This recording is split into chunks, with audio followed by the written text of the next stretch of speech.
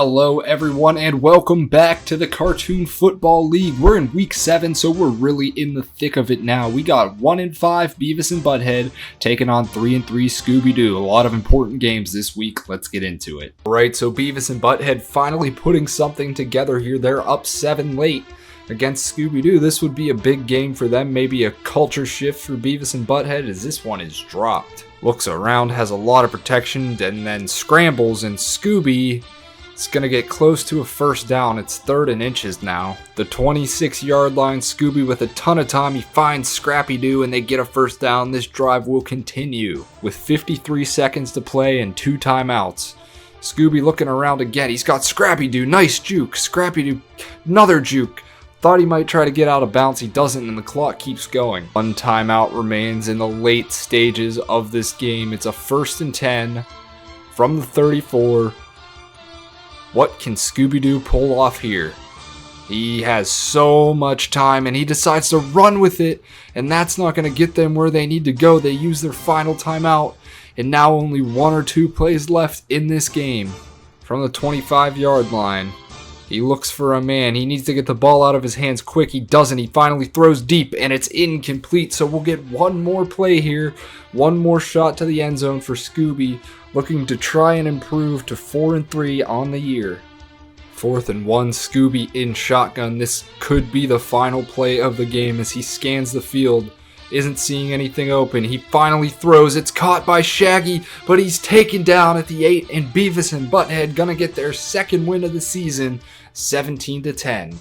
Next up, 2 struggling teams, 1-4 Airbenders taking on 2-4 Phineas and Ferb. Right, so despite these 2 teams being bad, the Airbenders have a 2-point lead with 25 seconds left. Let's see if Phineas can try to lead a drive, trying to get in field goal range. He's got Smith, and Smith breaks...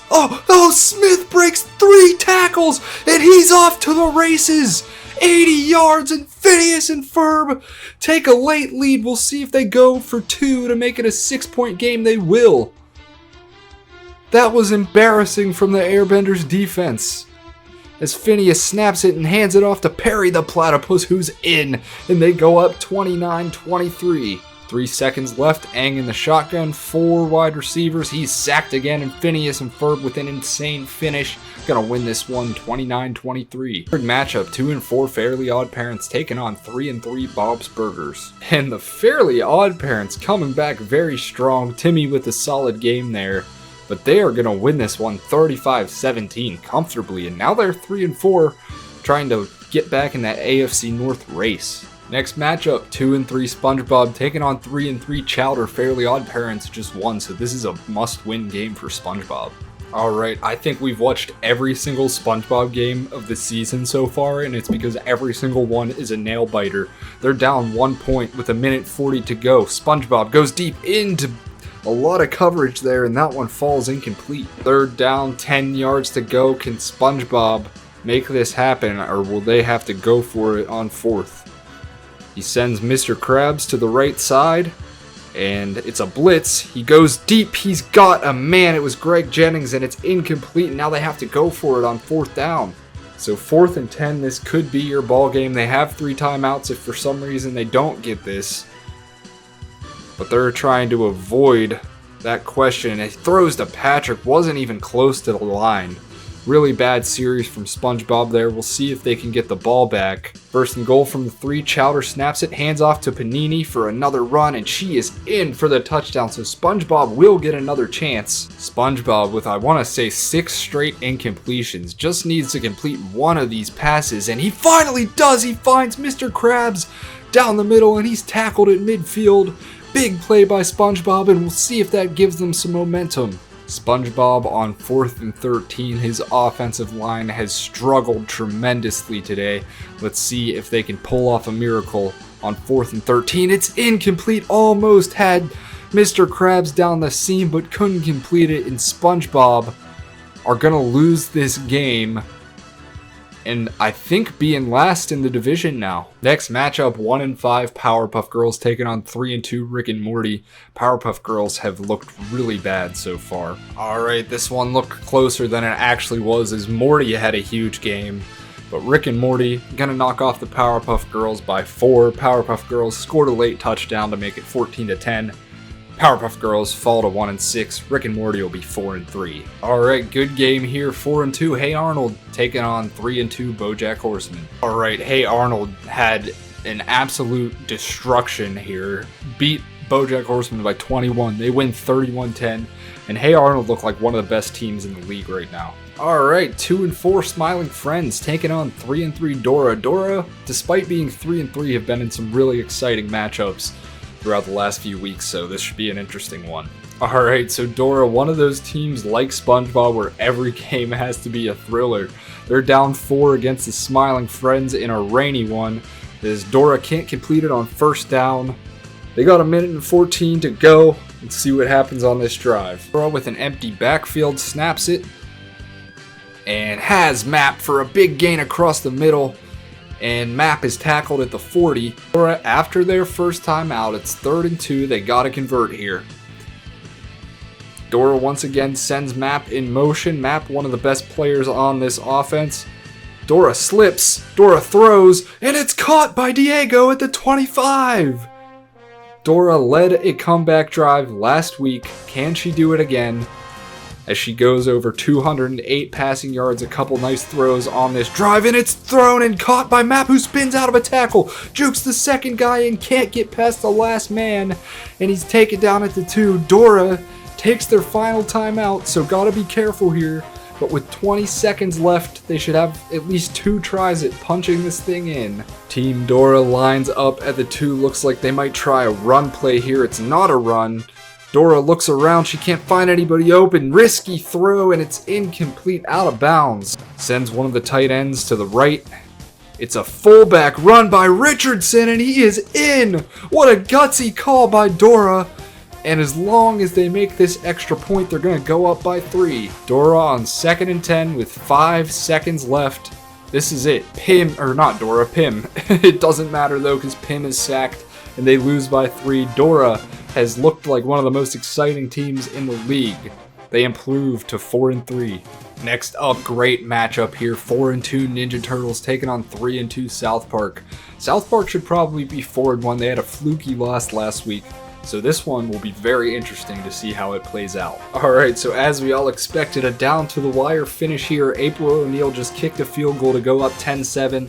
But Stan Marsh has his own opportunity to lead his team down the field. He throws, it's caught by Kyle Brevlowski. It is 2nd down, and they are in Ninja Turtle territory.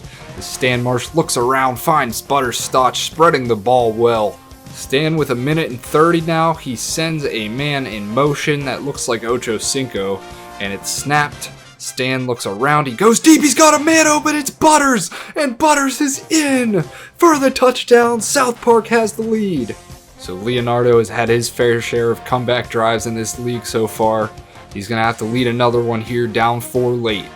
And it's picked off by Asamoah, and that is going to do it. He's taken down, so it's not over yet. It looked like he was going to score a touchdown. That's Leonardo's 2nd pick. If South Park can punch this in here, it is probably over. Kenny McCormick is the running back in the backfield. He gets it, and he is in, and South Park is going to win this game. What a statement win by them. And in the end, South Park win 21-10. Great comeback by them. What a great week so far. A lot of good games, and we have another one. 3-2 Foster's Home, taking on 4-2 Jimmy Neutron. Alright, we knew this would be a good game, but it's truly a heavyweight matchup, as Jimmy Neutron and Foster's Home are tied at 17. It's 2nd down. Jimmy Neutron with a bad run to Goddard. He's going to lose 3. At home, Jimmy Neutron. Oh, they blitz. And Ocho Cinco has it, and Ocho Cinco has a 1st down. What a play by Jimmy Neutron to find the open man and let him get the 1st down. Jimmy Neutron on 2nd and 10, under 90 seconds to play. He finds Ocho Cinco again on the same route, and Ocho Cinco is down at the 38, and they are in field goal range now for Libby fullbacks. Jimmy Neutron from the 25, another handoff to Goddard. This time he has a lot of room. He gets one more block, and Goddard is almost gone. He's taken down at the 5. Palomalu there for a touchdown saving tackle. First and goal from the 4-yard line. We'll see if they go to Goddard again. They do. Goddard cuts back. Nice cutback. He dives in for the touchdown.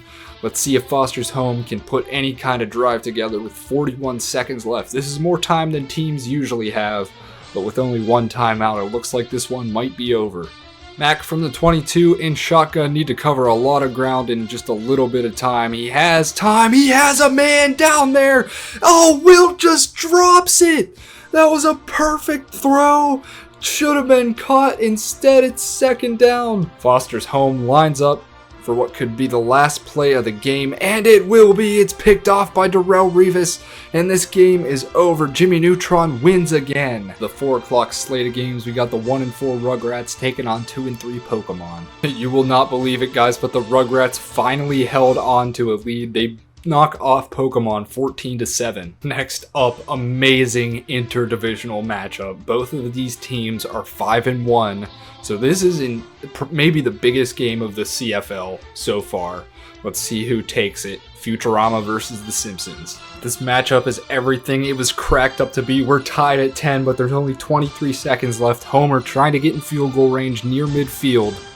He throws right. It's caught by Calvin Johnson. Nice play there for 6. 2nd and 4 from the 48. Looks like Futurama's going to blitz. They do. That's picked up. Bolden's got it. And he is taken down at around the 40-yard line. Still not in comfortable field goal range, but within the range now. Homer from the 42. Bart's in the backfield. It looks like he's going to get it here. He does, and Bart cuts back. Bart breaks a tackle. Bart's gone. They're not going to need to kick a field goal. Bart goes 42 yards for the score, and it looks like the Simpsons are going to win this one. What a run by Bart Simpson. We'll see if anything happens on this kickoff. It is a squib. And Leela picks it up with 4 seconds left on the clock. It's a fumble. Zoidberg picks it up, and that is the game. The Simpsons win 17-10 with a nice comeback drive. Alright, 3 games left this week. 1 and 4, Ed and Eddie taking on 3 and 3 Family Guy. Alright, so Ed and Eddie just went up 3. Family Guy grabs it with 7 seconds left. Not a lot of time. We'll see if Peter can get them in field goal range quickly. But not a lot of time. It looks like Ed and Eddie might finally get another win. 7 seconds to go. Peter snaps it. Needs to get rid of the ball quick. He goes deep. He's got a man down there. Oh my goodness. It's incomplete, but there's 1 second left on the clock. 2nd and 10 from the 47. Peter surveys the field. He is sacked, and Ed and Eddie is going to finally get their 2nd win of the season. Alright, on Sunday Night Football, we have the 2 and 3 Muppets taking on 2 and 4 Sesame Street. Big rivalry here. Alright, so in a game we're going to coin as the Battle of the Muppets. We were in a bit of a defensive stalemate here. But now the Muppets, the actual Muppets, driving down the field. With 54 seconds left, Kermit finds Fozzie Bear down to the 22. And they are certainly looking to win this game. A tie would not be acceptable in their eyes. 42 seconds, clock trickles down. Kermit looks around, he surveys, he had a man, it was Animal. Probably should have caught that one, but it's incomplete. Ball was knocked out there by Patrick Willis, so it's 2nd down and 10. Kermit looks around. He has a man. It's Randy Moss. Was he in? They say yes. Touchdown, Muppets. 3rd down, 13 seconds left. Big Bird needs a miracle. He looks long. He does get a deep pass off with 1-on-1. It's incomplete. We'll get one more play. In 10, this is it.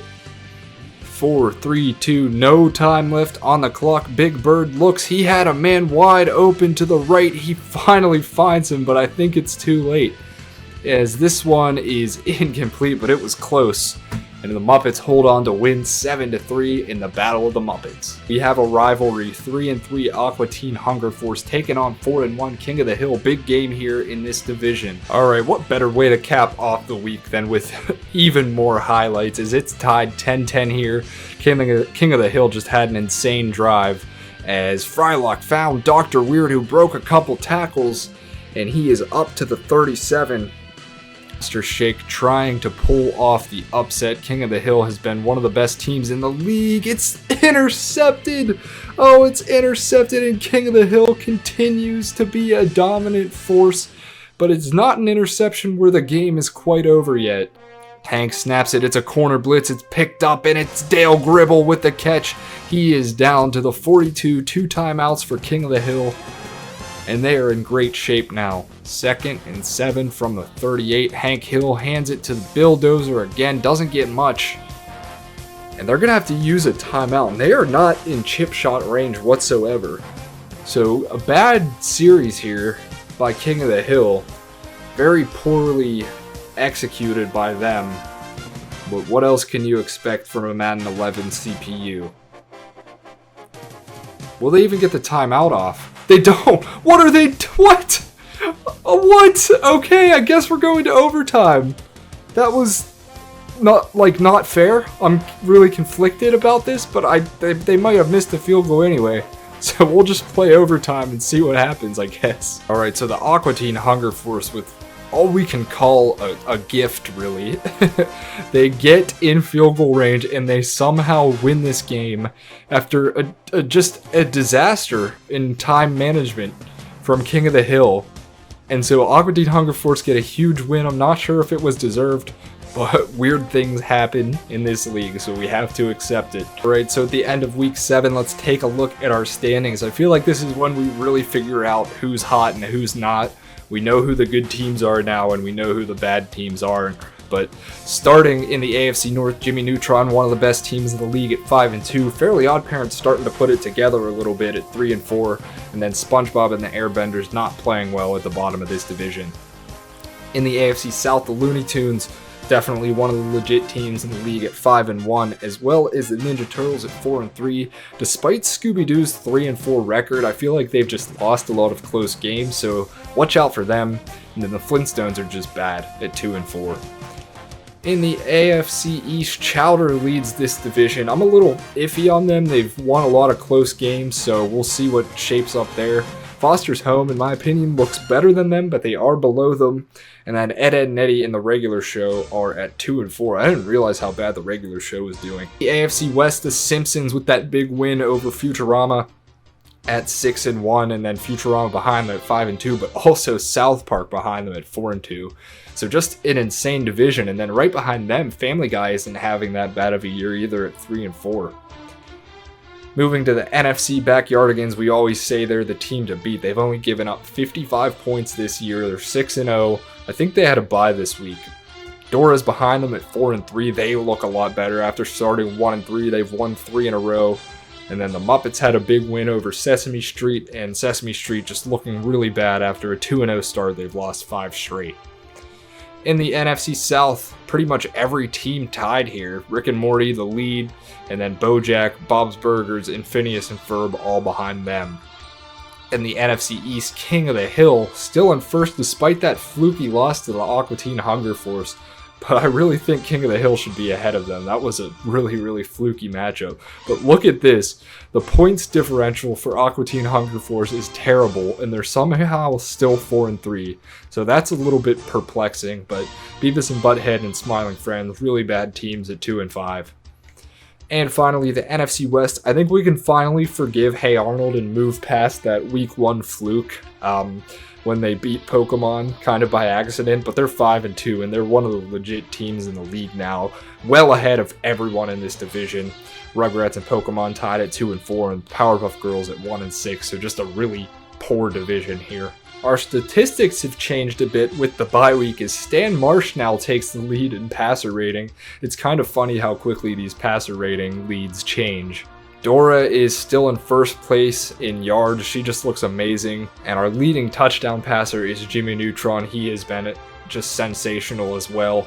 And still leading the league in interceptions is Timmy Turner, despite him turning it around the past couple weeks. Our rushing leader is still Tyrone, even after a bye week and a big week from Bart right below him. Tyrone still leads the league in touchdown rushes as well. Leading receiver is now Boomhauer with 30 catches. Sandy Cheeks still leads the league in receiving yards. And we finally have somebody overtake the lead in receiving touchdowns, and who of all people, it's Susie Carmichael on the Rugrats, which is a big surprise. So guys, that's going to do it for week 7 action. Thank you so much for watching. Tune in for week 8. We will officially be halfway through the season next week, so exciting stuff here.